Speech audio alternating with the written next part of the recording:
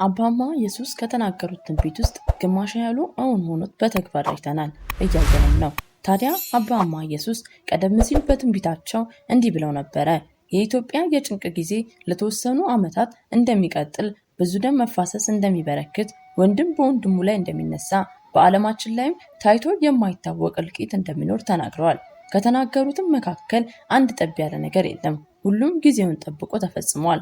ቀሪው ደግሞ ጊዜውን ጠብቆ ይፈጸማል። እዚህ ላይ ግን እኒህ ቅዱስ አባት የኢትዮጵያ ትንሣኤ እንደሚመጣ፣ ከዛ በፊት ግን ብዙ እልቂት እንደሚኖር፣ ትንቢተኛው ንጉሥ ቴዎድሮስ ከመምጣቱ በፊትም ብዙ መነቀል ያለባቸው እንክርዳዶች እንዳሉ የተናገሩ ቢሆንም አንዳንዶች ግን ይህን እንደ ፍንጭ በመጠቀም ሐሰት የሆኑ ትንቢቶችን ሲናገሩ ይስተዋላል።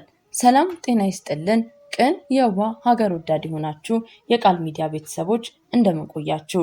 በዛሬው መርሃ ግብራችን አባማ ኢየሱስ ከተናገሩት ትንቢት ውስጥ ግማሽ ያህሉን እውን ሆኖ አይተናል። የቀሩትም መቼ፣ እንዴት፣ በምን ሁኔታ ውስጥ እውን ይሆን የሚለውን አብረን እንመለከታለን።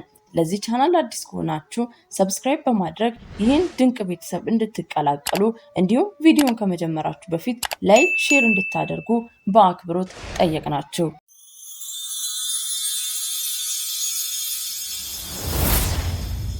አባማ ኢየሱስ ከተናገሩት ትንቢት ውስጥ ግማሽ ያህሉ እውን ሆኖ በተግባር አይተናል እያየንም ነው። ታዲያ አባማ ኢየሱስ ቀደም ሲል በትንቢታቸው እንዲህ ብለው ነበረ። የኢትዮጵያ የጭንቅ ጊዜ ለተወሰኑ ዓመታት እንደሚቀጥል፣ ብዙ ደም መፋሰስ እንደሚበረክት፣ ወንድም በወንድሙ እንደሚነሳ፣ በዓለማችን ላይም ታይቶ የማይታወቅ እልቂት እንደሚኖር ተናግሯል። ከተናገሩት መካከልም አንድ ጠብ ያለ ነገር የለም። ሁሉም ጊዜውን ጠብቆ ተፈጽሟል። ቀሪው ደግሞ ጊዜውን ጠብቆ ይፈጸማል። እዚህ ላይ ግን እኒህ ቅዱስ አባት የኢትዮጵያ ትንሣኤ እንደሚመጣ፣ ከዛ በፊት ግን ብዙ እልቂት እንደሚኖር፣ ትንቢተኛው ንጉሥ ቴዎድሮስ ከመምጣቱ በፊትም ብዙ መነቀል ያለባቸው እንክርዳዶች እንዳሉ የተናገሩ ቢሆንም አንዳንዶች ግን ቀኑን እንኳን ሳይቀር ጠቅሰው 2015 የኢትዮጵያ ትንሣኤ ነው፣ በ2015 ንጉሥ ቴዎድሮስ ይመጣል፣ አንድ እንጀራ ለ10 ሰው ይበቃል፣ ወንድም ወንድሙን ይደግፋል፣ ሀገሪቱ በበረከት ትሞላለች ብለው ተናገሩ። ነገር ግን እየሆነ ያለው ከዚህ ተቃራኒ ነው። በዚህ ምክንያትም ብዙዎች ውሸት ነው፣ 2015 አለፈ፣ የታለ ትንቢቱ፣ የታለ ንጉሥ ቴዎድሮስ፣ የታለ መፋቀሩ፣ የታለ እርስ በርስ መቻቻሉ እያሉ ብዙዎች በእኚህ ቅዱስ አባት ላይ ተዘባበቱ። እዚህ ላይ ልንረዳው የሚገባው ነገር ለብዙ ዓመታት እኚህን ቅዱስ አባት ሲያገለግሉ የነበሩ ብዙ ሰዎች እንደተናገሩት አባማ ኢየሱስ 2015 ነው ብለው በጭራሽ ዓመተ ምህረት አልጠቀሱም። ቀኑንም ቆጥረው የተናገሩት አንዳች ነገር የለም። የንጉሱንም ስም በቴ ፊደል የሚጀምር ደግ ንጉስ ይመጣል ነው ያሉት እንጂ ሙሉ ስሙ ቴዎድሮስ ነው አላሉም።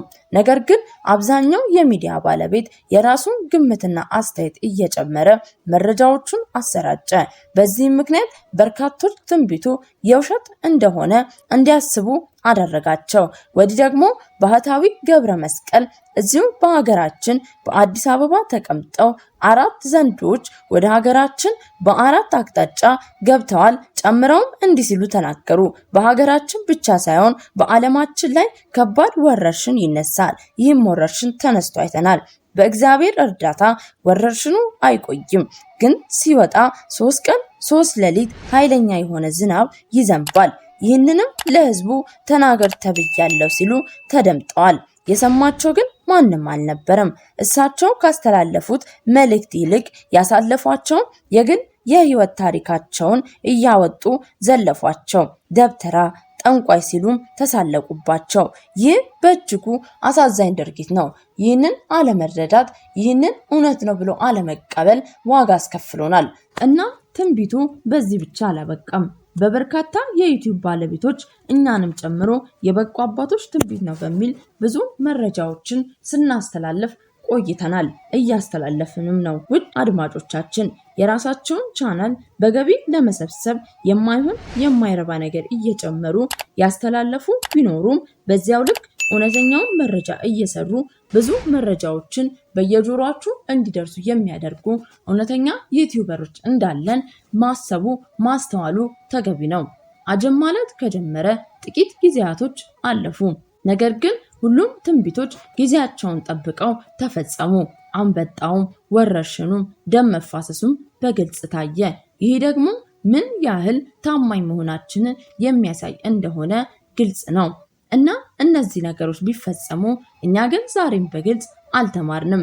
በዚህ ውስጥ ትናንት ሲነገሩ የነበሩ ትንቢቶች ይመርብን ብለን እንኳን ሀገራችን ላይ ሲኦል ውስጥ የሚደፈር አይደለም በማለት የቅዱሳን አባቶች ትንቢት ላይ ተሳለቅን፣ ለስድብ አሰዳቢ አጋለጥን። እኛ አንዳንዶች እንደዚህ አይነት ነገር አይፈጸምም በማለት የሚያልፉ እንዳሉ ሁሉ ዛሬ ላይ ደግሞ የተባለው ነገር ሁሉ ሲፈጸም እርሱኑ 24 ሰዓት እያወራን ከዚያ ያልዘለለ ላለማሰብ የደመደምነው ነገር በእጅጉ ያስደነግጣል።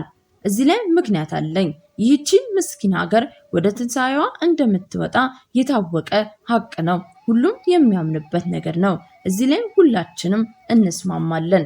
ለነገሩ ከመስማማትስ ውጪ ምን አማራጭ አለን? አይደለም እኛ የሀገሩ ተወላጆች፣ ምዕራባውያን በራሱ ይህንን እውነታ ተቀብለውታል። ታዲያ በቅዱሳኑ አባቶቻችን የተነገሩት ትንቢቶች ዛሬ ላይ ተፈጽሞ ካየን ቀጣይ ላይ የተነገሩት እንዴት አይሆንም እንላለን? ታዲያ ምን አፈዘዘን? ቀጣዩ ከዚህ ብሳል መባላችንንስ ለምን ችላል ነው? ለምንስ ለመጠየቅ ፈራን? እየሆነ ያለውንስ ለማገናዘብ ለምን ከበደን? ለምንስ ንስሐ ገብተን ወደ አምላካችን በይቅርታ በምህረት እንዲጎበኘን ለምን መማፀን ከበደን? እዚህ ላይ ከባድ የሆነው ረሃብ ይከሰታል ብለው ተናገሩ። ያሉትም አልቀረም፣ ሁሉም ነገር ሆነ።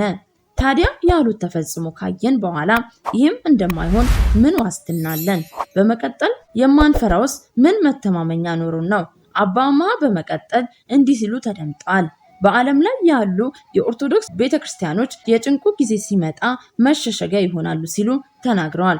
አክለውም በሀገራችን ያሉ ታላላቅ ገዳማት ይቃጠላሉ ሲሉ ተናግረዋል። ይህም በቅርብ ጊዜ ሆኖ አይተነዋል። ታዲያ ምን ነክቶን ነው ጆሮ ዳባ ልበስ ያልነው? ምንስ አይተን ነው እንዳላየ ሰምተን እንዳልሰማ መሆንን የመረጥ ነው? እስኪ ሁላችንም ልብ በማለት ነገሮችን ሁሉ በማስተዋል እንይ። ይህ ሁሉ ሲፈጸም እየተፈጸመም ያለው በማን መንግስት ስር ነው የሚለውን ጥያቄ ዞር ብለን ስንመለከት በአሕዛቡ መሪ ይህ ሁሉ መከራ እንደመጣ ማስተዋል ቀላል ነው። የአባማ እና የሌሎች ቅዱሳን አባቶች ትንቢት ከተነገሩ ጊዜ በኋላ በሀገራችን ሆኖ በማያውቅ ደረጃ እየተፈጸሙ ያሉ እጅግ አስደንጋጭና አስፈሪ ክስተቶች እየተከሰቱ ያሉት በዚህ ጊዜ ላይ ነው።